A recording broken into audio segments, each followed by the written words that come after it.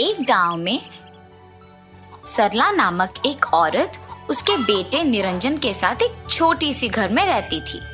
वो दिन रात काम करके मुश्किल से आए हुए पैसों से अपने बेटे को पढ़ाती थी। वो भी अपनी माँ की सहायता करते अपना पढ़ाई भी कर लेता था। निरंजन स्कूल में सभी बच्चों से बेहतर था, सबसे होशियार और सबसे बुद्धिमान। पूछे हुए सभी प्रश्नों का तेजी से जवाब देता था, इसीलिए उसके अध्यापक भी उसकी सहायता करते थे। एक दिन निरंजन अपने दोस्तों के साथ खेल रहा था और वहां पे एक आदमी खिलौने बेच रहा था। सारे बच्चे खिलौने बेचने वाले के पास जाते हैं। निरंजन भी उसके दोस्तों के साथ वहां जाता है। वहां के सारे खिलौने में एक लाल रंग का कार उसको बहुत अच्छा लगता है। भैया, वो लाल रंग कार कितने का है? 50 रुपया बेटा। कार दिखने में बहुत अच्छा है। उस कार की रंग भी मेरा मन पसंद है, पर मेरे पास पैसे नहीं हैं। माँ पहले से ही बहुत मुश्किल से मुझे पढ़ा रही है। अब अगर मैं ये कार खरीदने के लिए उनसे पैसे मांगूंगा और उनके पास अगर उतने पैसे नहीं हैं, तो पैसे ना देने के कारण उन्हें दुख होगा। मैं बहुत अच्छा पढ़ के बड़ा कार खरीदूंगा, मेरी माँ का अच्छा ख्याल रखूंगा। ऐसे सोचकर वहां से चला जाता है। रात में उसी कार के बारे में सोचते रहता है और सो नहीं पाता है। निरंजन, निरंजन, वो सोचता है कि उसकी माँ ने उसे बुलाया और उनके पास चले जाता है। माँ, आपने बुलाया? मैंने नहीं बुलाया बेटा, नींद में आपको ऐसे लगा होगा। ठीक है माँ। वो भी यही सोचता है कि ये उसका वहम होगा और वापस सो जाता है। कुछ देर बाद वही आवाज उसे वापस सुनाई देता है और वो इस बार भी सोचता है कि उसका वहम ही है। पर एक और बार सुनाई देने पर नींद से जाके देखता है तो उसके सामने सुबह देखी लाल रंग का कार होता है। इसी कार को मैंने सुबह देखी थी, ये यहाँ कैसे आ पहुंचा? ऐसे कहकर उस कार को अपने हाथों में लेता है। निरंजन, तुम्हें मैंने बुलाया था, तुम्हारी माँ ने नहीं। तुम बात भी कर सकते हो? हाँ, मैं बात भी कर सकता हूँ। सुबह मुझे देख के तुम्हें पसंद आने पर भी पैसे ना होने के कारण और तुम्हारी माँ को तकलीफ नहीं देने के इरादे से तुमने मुझे नहीं खरीदा ना, इसीलिए मैं ही तुम्हारे पास आ गया। ऐसे उस जादुई कार से बात करते करते बहुत देर हो जाती है और निरंजन उसे अपने बगल में रख के सो जाता है। रात को देर से सोने के कारण सुबह निरंजन स्कूल के लिए समय पर नहीं उठता है। निरंजन, स्कूल के लिए देर हो रही है बेटा, उठ जाओ। माँ, स्कूल का समय हो गया, आज बहुत देर तक सोया मैं। ऐसे कहकर बहुत जल्दी से स्कूल के लिए तैयार हो जाता है और स्कूल के लिए पैदल जा रहा था जब बहुत देर हो गया। सब लोग स्कूल पहुंच भी गए होंगे। देर से जाऊंगा तो अध्यापक डांटेगी। काश कोई मुझे स्कूल तक छोड़ देता। ऐसे सोचते ही वही लाल रंग का कार उसके सामने प्रकट होता है। निरंजन, आओ तुम्हें स्कूल छोड़ देता हूँ। तुम इतने छोटे हो, मुझे कैसे लेके जाओगे? ऐसे कहते ही कार बड़ा बन जाता है। ये देख निरंजन आश्चर्यचकित रह जाता है।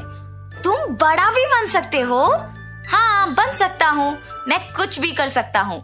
अब चलो मेरे साथ, तुम्हें स्कूल छोड़ देता हूँ।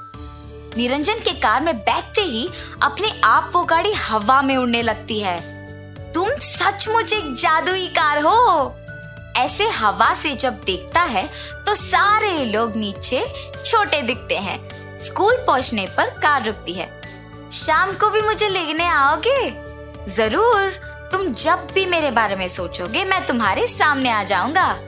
निरंजन समय पर स्कूल पहुंचने पर खुशी खुशी चला जाता है। शाम को स्कूल के बाद निरंजन कार के बारे में सोचता है और कार उसे वापस घर छोड़ने आ जाता है। वो जब कार में बैठ के हवा में जाता है तो सारे बच्चे देखते ही रह जाते हैं। Super car, super car, super car. Niranjan की माँ घर के पास काम करती होती है जब वो कार घर के सामने रुकता है और निरंजन उसमें से उतरता है। उसकी माँ देख के दंग रह जाती है। निरंजन, ये कार किसका है? ये कोई जादुई कार लगता है, अपने आप हवा में उड़ रही है। हाँ माँ, और अपने माँ को उस जादुई कार की कहानी बताता है।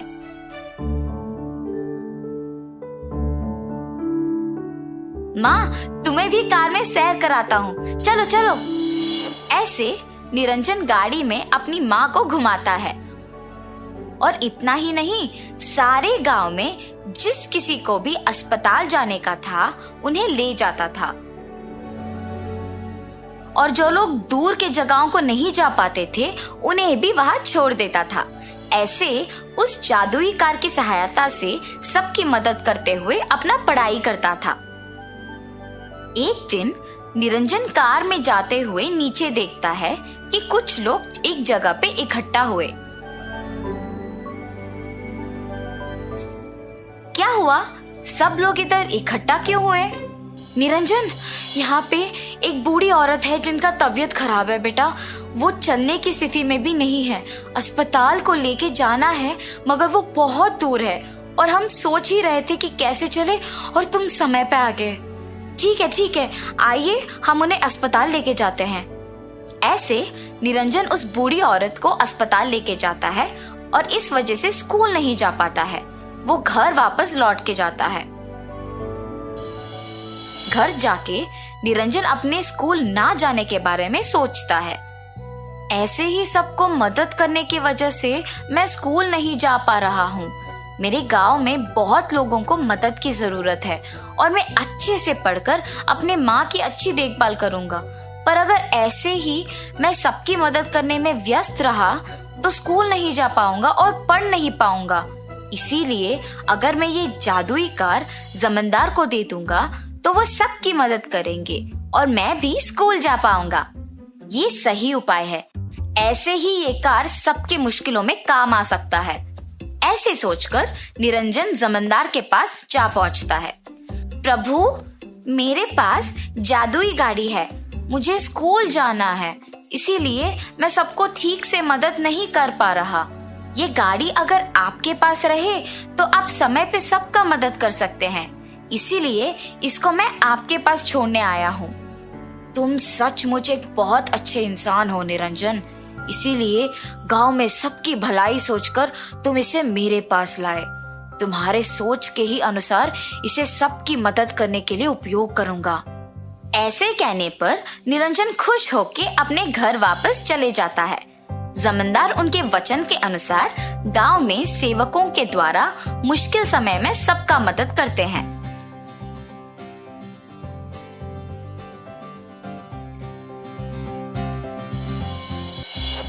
कुछ दिन बाद गांव में अचानक सबकी तबीयत खराब हो जाती है।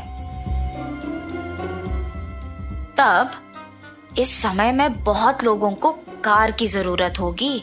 अगर मैं सैर के लिए पैसे लूंगा तो बहुत पैसे कमा सकता हूँ। अब सभी का तबीयत खराब है तो लोग कोई भी कीमत पे अस्पताल लेके जाने के लिए मान जाएंगे। मुझे पैसे लेके ही उन लोगों को अस्पताल लेके जाना होगा।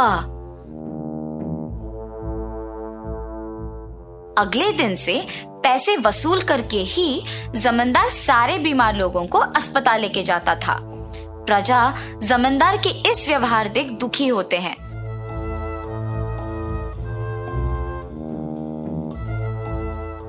मगर आपातकालीन होने के कारण उनको वो दाम देके ही अस्पताल जाना पड़ता था।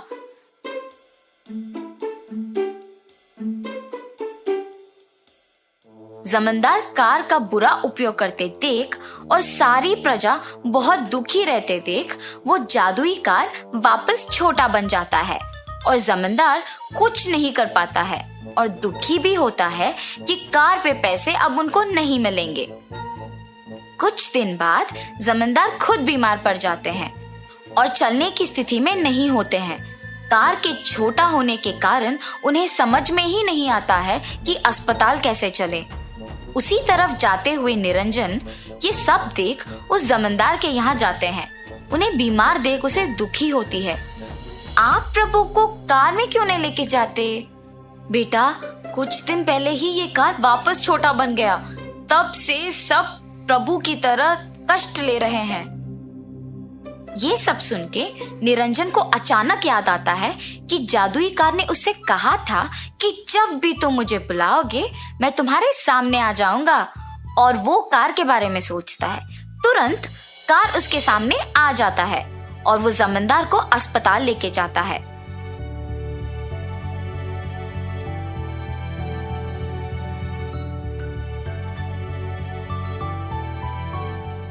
जमींदार के ठीक हो जाने के बाद उन्हें अपनी गलती का एहसास होता है और निरंजन के साथ सबको अपने पास इकट्ठा होने के लिए कहते हैं।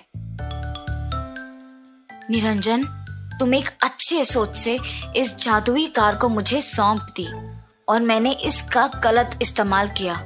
अब अगर तुम नहीं होते तो मैं वापस स्वस्थ नहीं रहता बेटा।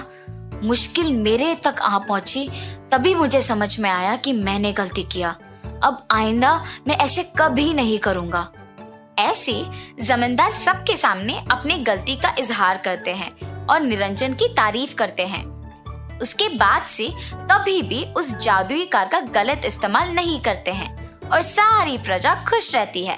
निरंजन के इस अच्छी विचार के कारण सब खुश होते देख उसकी माँ भी बहुत खुश होती है।